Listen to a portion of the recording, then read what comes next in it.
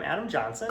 I am the president of a group called Vedette Makes, and we are a makerspace in Valparaiso that is working on getting a physical location. And we do really cool projects together in our community. One of those projects is a plastic recycling project, which is what you see around me. Plastic is donated from local artisans and schools and businesses. It comes like this. So these are plastic parts from a local business. Those parts get ground up in a shredder. We don't have a shredder, so we use another business's shredder. And that will result in plastic that looks like this. So just a bunch of pieces that are all relatively small. Those pieces would be mixed with, this is raw or virgin plastic, so this is how plastic starts out its life in little pellets that have no dye in them, that are like this. So anything from your retainer case to your microwave is made of this stuff. So this is mixed with the plastic to be recycled, and it moves into an extrusion machine.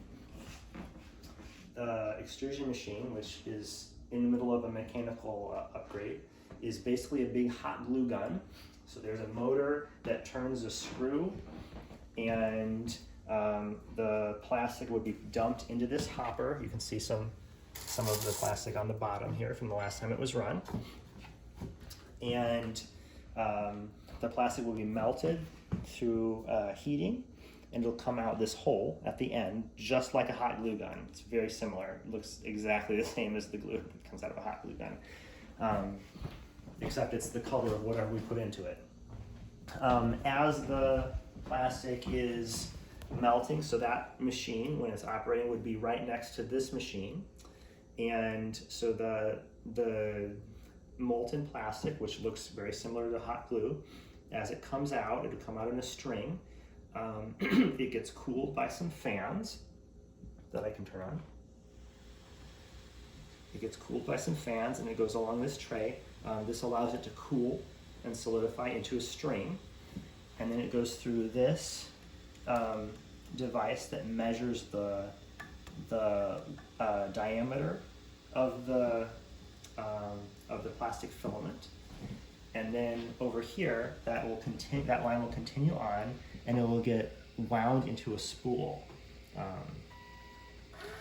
like that.